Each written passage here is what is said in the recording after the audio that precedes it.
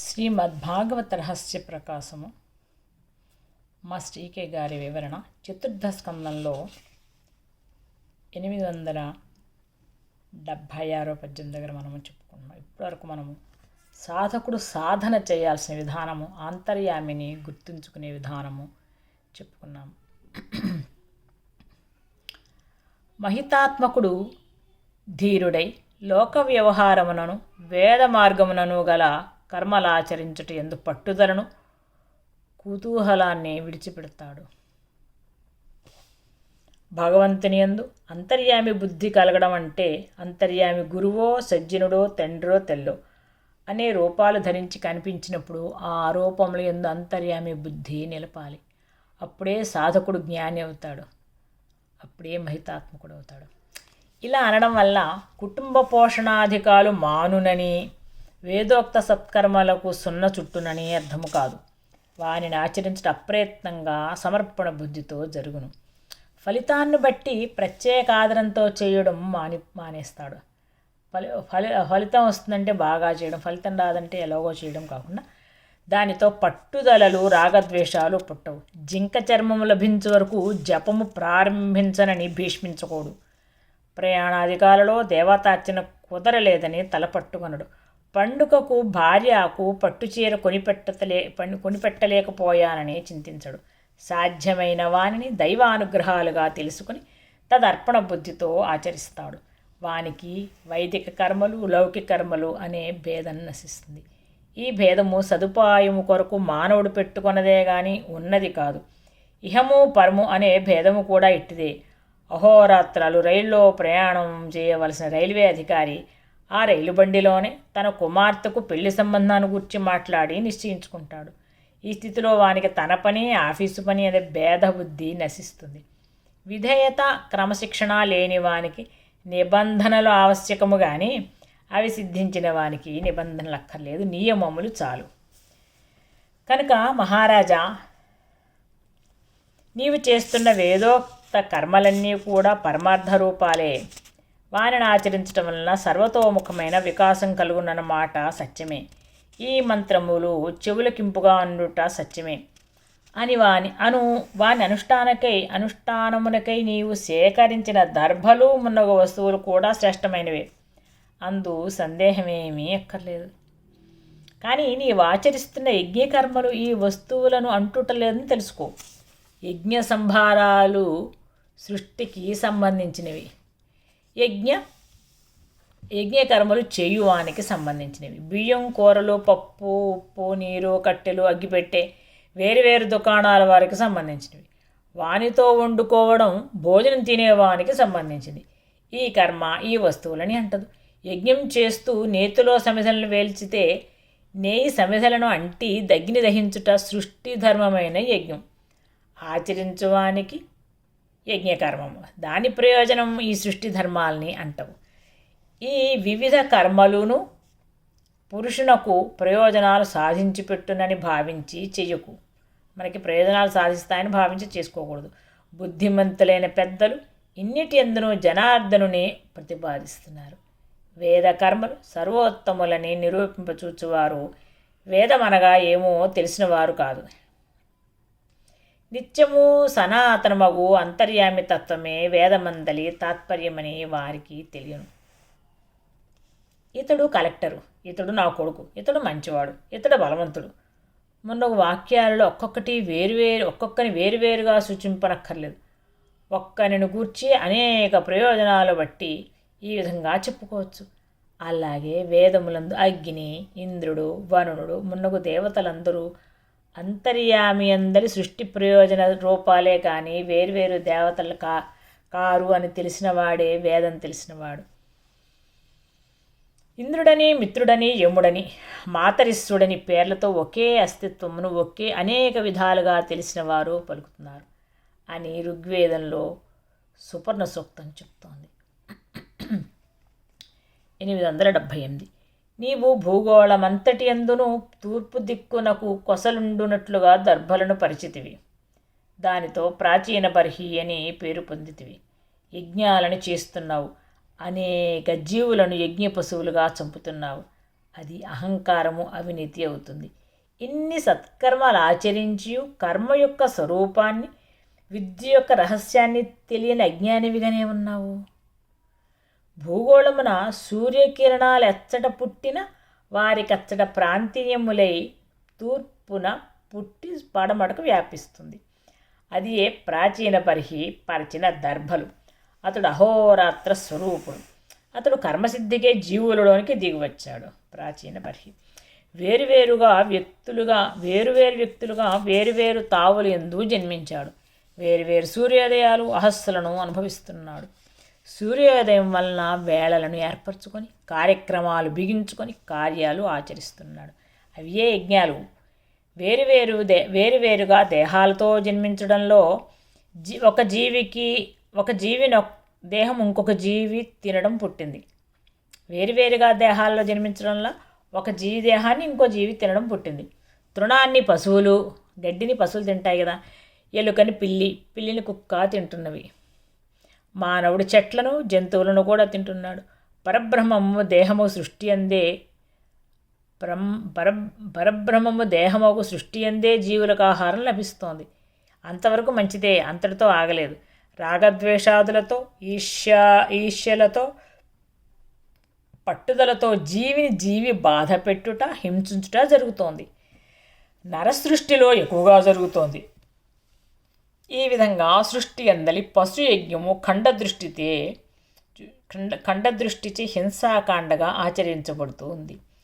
తత్ఫలితములు అనుభవించబడుతున్నాయి. ఈ కర్మలయందు వాని విలువలయందు బుద్ధి నిలుపక అంతర్యామియందు నిలిపిన వానికి కూడని పనులు చేయుట ఉండదు. కనుక ఈ హింసాకాండ అంటదు. అవే కర్మలను ఆచరించి జ్ఞాని మోక్షం పొందుతున్నాడు.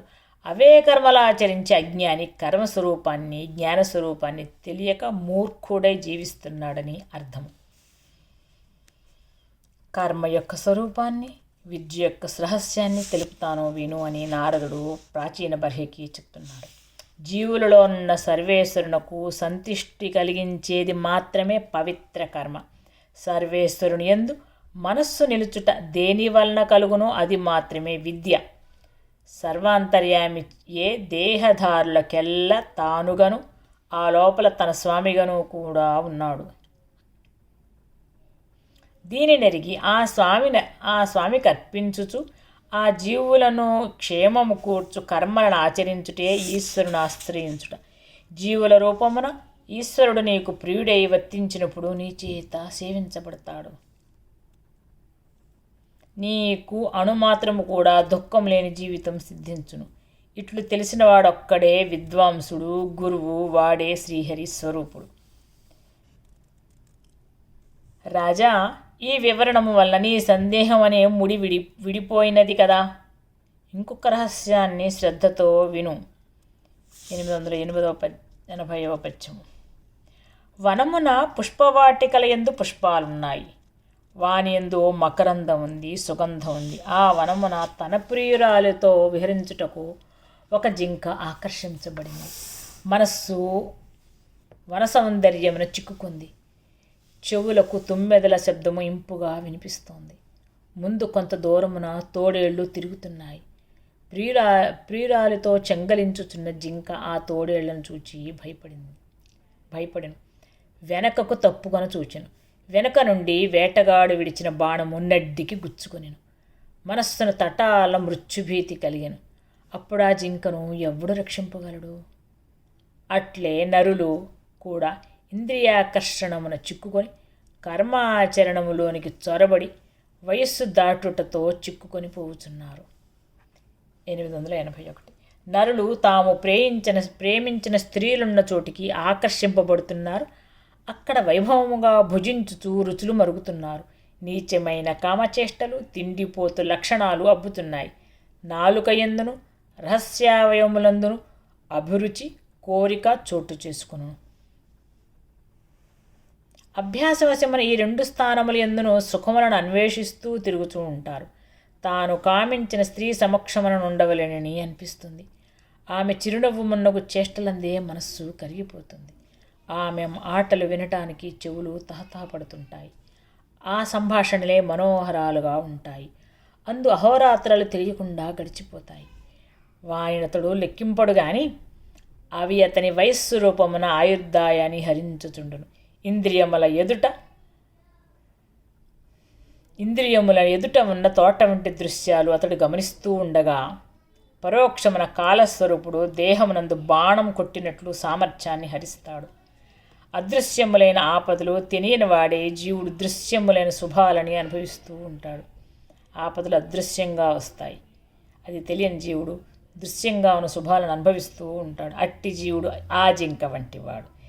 నీ జీవుడు కూడా ఇట్లే జంతువుల చేష్టలు కలవాడని ఎరుగుము. చెవులు మున్నగు ఇంద్రియాలకు శబ్దములు మొదలగు ఇంద్రియార్థములు కనిపించుతున్న సుఖములకు కారణాలు. అలాగే హృదయానికి వేదకర్మలు స్మృతి కర్మలు సుఖ కారణాలు. నీవు వాని హృదయమును లగ్నం చేసి ఉన్నావు. నీ గృహస్థాశ్రమము నీ వారితో నిండి ఉంది. వారందరూ తమకు కావలసిన వారికై నిన్ను ఉపయోగించుకుంటూ ఉంటారు. నీ హృదయము వారి అంద అభిలాషతో చిక్కుపడిపోయింది. వారు అంతర్యామి లీలారూపాలే కానీ వేరు కాదని స్మరించబడుతున్నప్పుడు మాత్రమే సంసారబంధం తెగిపోయి గృహస్థాశ్రమము నిలుస్తుంది. వారి కొరకు ఆచరించుతున్న కర్మలు వేదోక్తాలే అయినా కూడా అహంకార మమకారాల చేత దుష్టకర్మలైపోయాయి.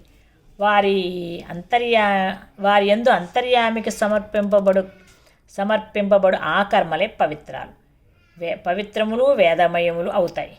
కనుక నీవి స్థితిని అసత్య స్వరూపులైన బంధువులను పరిత్యాగం చేసి వారికి ఆశ్రయుడైన నారాయణుని భజించు. ఇట్లా కాక వైరాగ్యానికి మరొక తావు లేదు. నీవు వెంటనే వైరాగ్య సంపన్నుడవు కమ్ము అని నారదుడు పలుకగా ప్రాచీన బర్హి ఇట్లనెను. మునీంద్ర, నీవు భగవంతుడవు, సాటి లేని విజ్ఞానం ఇచ్చావు. నీవు వివరించుట వలననే నా ఆత్మతత్వాన్ని చక్కగా వినగలిగాను, వివరించుకోగలిగితిని. సత్కర్మల యందు పట్టుదల గల ఉపాధ్యాయులు ఈ ఆత్మతత్వమును ఎరుగరు, ఎరిగిన వారు ఉపదేశించరు. నీ చేత మహాసంశయము నివారింపబడింది.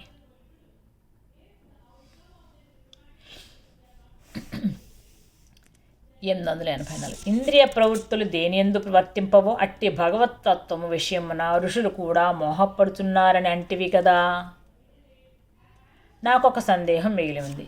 జీవుడి లోకమున దేహముతో కర్మలు చేస్తాడు. ఏ దేహముతో కర్మలు చేయునో దానిని మట్టిలోనే విడిచి ఇతర సూక్ష్మదేహాలను పొందును. ఇతర లోకముల్లో తానిత్తడి చేసిన కర్మల ఫలము అనుభవించనని వేదాలు చదివిన వారు పలుకుతున్నారు. అదెట్లా సాధ్యము? ఇక్కడ భౌతిక దేహంతో ఆచరించిన కర్మలకు ఇతర లోకాల్లో ఫలం ఎలా కలుగుతుంది? ఇంకో సందేహం కూడా ఉంది. ఎప్పుడు ఆచరించిన పని అప్పుడే మాయమైపోతోంది కదా. ఏ క్షణము చేసిన కాలు చేతుల కదలిక ఆ క్షణం మాత్రమే ఉండి మరుక్షణం మారిపోతున్నాయి కదా. ఇది దేహాంతరముల యందు లోకాంతరముల యందు భవిష్యత్ కాలానికి ఫలాలు ఎట్లిచ్చును అంటే విని నారదుడు ఇట్లనను. నీవు నిద్రించుతున్నప్పుడు నీ భౌతిక శరీరము నీకు లేదు, కానీ నీ సంస్కార రూపమైన శరీరము సంస్కార రూపంగా నీతో ఉన్నది. అదే లింగ శరీరము. దానివల్లనే కలలు వచ్చును. కల్లో తన దేహము కూడా తనకి కనిపించును. జీవుడు లింగ శరీరాన్ని అధిష్ఠించి ఉండును. స్వప్నం నందు జీవునకు భౌతిక శరీరమందలి మెలకువలోని అభిమానానికి సంబంధం లేదు. స్వప్నమునందు తన శరీరము తనకు కనిపించినను దానికి భౌతిక శరీరంతో సంబంధం లేదు. భౌతిక శరీరము నేల మీద పడి ఉండగా స్వప్నమందలి శరీరం గాల్లో తేలుతూ ఉండొచ్చు. భౌతిక శరీరము దగ్గరకు మండకప్ప పాకి వచ్చుచున్నను స్వప్నమందలి శరీరము ప్రియురాలి బాహువులలో సుఖిస్తూ ఉండొచ్చు. స్వప్నమునందు తాను మరి ఒక శరీరం ధరించును. అది తన భౌతిక శరీరం వల్లే ఉండొచ్చు. మరి ఒక శరీరం కూడా ఉండవచ్చు. తాను కుక్క అయిపోయినట్లుగా స్వప్నం కాంచవచ్చు. గుండు గొరిగించుకున్నట్లు కల రావచ్చు. లేదా కాలు చేయి కంఠం కల్లో తిగిపోవచ్చు. కుక్క తన వెంట పడినట్టు కల రావచ్చు. అందు కుక్క శరీరము తన శరీరము కల్లో తానే ధరిస్తున్నాడు. స్వప్నమందలి శరీరంతో జీవుడు కొన్ని సన్నివేశాలు అనుభవించును. అవి తన మనస్సునంటి ఉన్న సంస్కారాలకు రూపాలే కానీ వేరు కావు. అట్లే భౌతిక దేహం విడిచినవాడు లింగ శరీరంతో ఇతర లోకాలలో కొన్ని అనుభవాల్ని పొందుతాడు. అవి తాను చేసిన కర్మల సంస్కారాలే. దానమివ్వడం, పుచ్చుకోవడం మున్నగునవి కూడా కర్మలే. వానికి భౌతిక దేహంతో సంబంధం ఉందంటావా? ఈ కర్మల కర్తృత్వము స్థూల దేహమునకు ఉన్నదా? ఉందే అనుకుందాము. స్వప్నమందలి శరీరముతో జీవుడు కొన్ని సన్నివేశాలను అనుభవించును. అవి తన మనస్సునంటి ఉన్న సంస్కారాలకు రూపాలే కానీ వేరు కాదు. అలాగే భౌతిక దేహాన్ని విడిచినవాడు లింగ శరీరంతో ఇతర లోకాల్లోని కొన్ని అనుభవాలను పొందుతాడు. అవి తాను చేసిన కర్మల సంస్కారాలే. దానమిచ్చుట, పుచ్చుకొనుట మున్నగునవి కూడా కర్మలే. వానికి భౌతిక దేహంతో సంబంధం ఉన్నదందువా ఈ కర్మల కర్తృత్వము స్థూల దేహమునకున్నదా? ఉన్నదే అనుకో. అట్లేనను అహంకార మమకారాలతో కూడిన జీవుడు మనస్సును ఏ దేహమును స్వీకరించును ఆ దేహమున కర్మను అనుభవించును. స్వప్నమున దొంగతనం చేసినవాడు భౌతిక దేహంతో చేయుడు కదా. అయినను స్వప్నమందు పోలీసు వెంటబడును. అప్పుడు తనకు భయము కలుగుటలేదా? వారిని చూచి స్వప్నున్నే పరిగెడుతున్నాడు కదా. ఇట్టి పూర్వాపర సంబంధము లింగ శరీరానికి ఉన్నది కానీ మట్టితో చేయబడిన శరీరానికి ఉండడానికి తావులేదు. ఈ విధముగా ఏ లోకమునేనను కర్మలాచరించుట, ఫలములు అనుభవించుట లింగ శరీరమునే జరుగుతోంది కానీ భౌతిక శరీరమున కాదు. భౌతిక దేహమున నొప్పి పెట్టినప్పుడు కూడా నొప్పి భౌతికం కాదు. అది ప్రాణమయము, మనోమయ కోశాలకు సంబంధించింది. కనుక ఒక లోకమునను ఆచరించిన కర్మకు మరి ఒక లోకమున ఫలం అనుభవించుట అదే లింగ శరీరంతో జరుగుతుంది. అది సాధ్యమే. మేలుకొని ఉండగా దొంగతనం చేసి పోలీసు చూచినని సందేహపడినవాడు నిద్రించిన వెనుక తన వెంట పోలీసు పడగా కలలో పరిగెత్తుట సంభవ్యమే కదా. ఇట్టి అనుపూర్వగు క్రమము మన లింగదేహమునకు లోకాంతరాల్లో ఉన్నది కనుకనే పునర్జన్మమునకు పూర్వజన్మకు కారణమవుతుంది. ఉన్నది కనుకనే పునర్జన్మమునకు పూర్వజన్మ కారణమవుతుంది. మనస్సు ప్రధానముగా గల లింగ శరీరానికే ఏ లోకమునైనా ఎప్పుడైనా కర్తృత్వం ఉంది. జీవుని చిత్తము ఇంద్రియాల కర్మల స్థితులను అనుభవిస్తూ ఉంటుంది. కన్నుల సహాయంలో చూడడము, చెవుల సహాయమున వినడము మనస్సే అనుభవిస్తుంది కానీ కన్నులు చెవులు కాదు కదా. కర్మేంద్రియాల కర్మలను, జ్ఞానేంద్రియాల కర్మలను కూడా మనస్సే అనుభవిస్తుంది. మూత్రపురీష బంధం జరిగినప్పుడు కడుపు నొప్పి మనస్సుకే కానీ కడుపులోని ధాతువులకు కాదు. అట్లే పూర్వదేహం నందు చేయబడిన కర్మలు కూడా చిత్తవృత్తులను అంటుకొని అనుభవింపబడను. ఆ జన్మలో అది వరకెరగని, చూడనివి, విననివి కూడా మనస్సునకు అప్పుడప్పుడు అనుభవానికి వచ్చుట జరుగుతుంది. అవన్నీ మునుపటి దేహాల్లో అనుభవించినవి, చూచినవి, విన్నవి అని తెలియను. దాని వాసనలకు జీవుడు ఆశ్రయం కనుక జీవునితో కూడా వచ్చి అవి విత్తనాల్లా మళ్ళా అనుకూల కాలాల్లో మొలకెత్తుతూ ఉంటాయి. నీ వెరిగిన మనస్సునకు నీ ఇదివరకు అనుభవించిన విషయాలు గోచరింపవు కానీ నిమిత్తాలుగా మాత్రము వానిని నీ మనస్సు ప్రకాశింపచేస్తూ ఉంటుంది. ఈ విధంగా పూర్వాపర దేహాల సంస్కారాల క్రమం తెలియబడుతూ ఉంటుంది. ఎప్పుడో తెలిసిన మిత్రుడు కొంతకాలం వరకు మరుపుకు రావచ్చు. అతడు మళ్ళా కనిపించి గెత్తి చేయగా ఓహో నీవా అంటాము కదా. ఈ నడుమన్న కాలంలో మనస్సు అతని ఎరుకను ప్రకాశింపచేయదు. మరలా మనస్సును కందుటయే జ్ఞప్తి వచ్చుట. భౌతిక దేహంతో సంబంధం లేకయే సంస్కారాలు పనిచేయుట సత్యము కాకపోతే మరచిపోయిన మిత్రుడు జ్ఞప్తికి వచ్చుటకు అవకాశమే లేదు. నీ మనస్సు చూడలేనిది, వినలేనిది అగు సంస్కారము జీవుని యందు ఇమిడి ఉండగా మళ్ళా స్వప్నమున దానిని చూస్తున్నావు. చనిపోయిన బంధువులను చూచుటకు దేహాలు లేవు కానీ సంస్కారాలు మన మనస్సుల్లో ఉంటాయి. ఇవి ఆల్బంలోని ఫోటోగ్రాఫుల వంటివి. ఈ సంస్కారాల అంకుర శక్తిచే బంధువుల రూపాలు స్వప్నమున కనిపి చేష్టల్ని చూపుతూ ఉంటాయి. వారి కంఠధ్వని కూడా వినిపిస్తూ ఉంటుంది.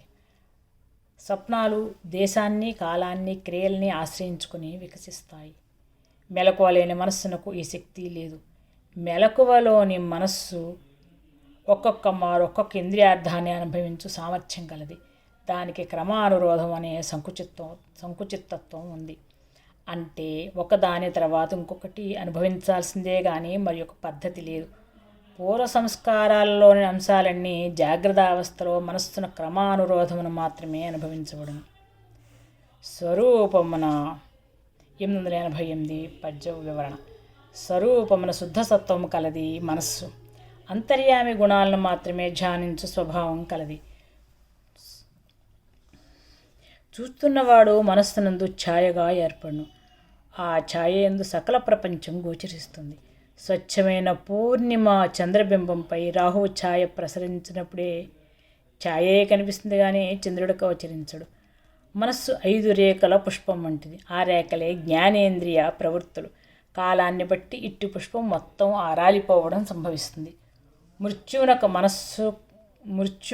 మనస్సునకు అదే సంభవిస్తుంది. పుష్పం రాలిపోయిన తర్వాత పిందె, కాయ, పండు, విత్తనం అనే స్థితులు ఉంటాయి. కానీ వాని యందు పుష్పం లేదు. అయినను విత్తనం మళ్ళా మట్టిలో నాటబడినప్పుడు మొక్క మొలిచి పుష్పం పుడుతుంది. ఇచ్చట విత్తనం అంటే సంస్కారాల మొత్తమైన జీవుని ప్రకృతి.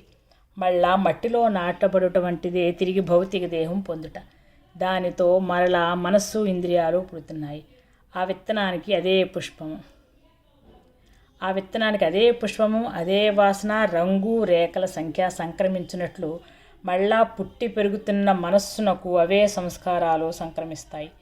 ఇందు విత్తనం ఒక్కటే ఉంటే చెట్టు మిగిలిన భాగాలు అక్కర్లేనట్టుగా సూక్ష్మ శరీర సంస్కారాలకు భౌతిక శరీరావశ్యకత లేదు. ఆ సంస్కారాలు వికసించడానికి మాత్రమే శరీరం కావాలి. ఇలా ఉపదేశించి కొంచెము విరామమిచ్చి నారదుడు మరియు ఇలా బోధించాడు. కర్మలు చేసేవాడు, అనుభవించువాడు కూడా లింగదేహంతో ఉన్న శరీరుడే, జీవుడే. చేయుటకు, అనుభవించుటకు ద్వారము భౌతిక శరీరము. అది నశించునప్పుడు చేయుట, అనుభవించుట ఉండవు అనరాదు. ఉండుట సంభవము కాదనియు, భౌతిక శరీరం నశించినంతనే జీవుడు దేవుడగునని నమ్మరాదు. భౌతిక దేహం అన్నప్పుడు కూడా జీవునకు దేహంతో సంబంధం ఉంది కదా. తన మనస్సున బుద్ధి ఎందును భౌతిక శరీరం ఉంది. గుణముల యందు కూడా భౌతిక శరీరం ఉంది. మోక్షమును కోరుట యందు కూడా ఉంది. ఈ సంబంధాలన్నీ కలిసియే జీవునకు లింగ శరీరం ఏర్పడుతోంది. అది నశించే వరకును భౌతిక దేహ సంబంధము, మనోబుద్ధి అహంకారాదుల సంబంధము, ఆదర్శాలు, ఆశయాలు, శాస్త్రాలు మున్నగవాని సంబంధం తప్పదు. భౌతిక శరీరం ఉన్నప్పుడు కూడా ఇదే సంస్కారంతో జీవుడు జీవిస్తున్నాడు, కానీ భౌతిక సంబంధం చేత పోషించబడట్లేదు. కారు నడుపువాడు కారు చేత పోషించబడట్లేదు కదా. నిద్రయందు, మూర్ఛయందు భౌతిక దేహం ఉంది కదా. బంధువులు చనిపోయి దుఃఖించువానికి తన శరీరం గుర్తుండదు, అయినను శరీరం ఉంది. బంధుప్రీతి రూపమున అహంకారం కూడా పనిచేస్తుంది. అట్లే నిద్రయందు, మూర్ఛయందు అహంకారం పనిచేస్తూ శ్వాస మున్నగు దేహగతులను కాపాడుతుంది. ఇంద్రియములకు మనస్సునకు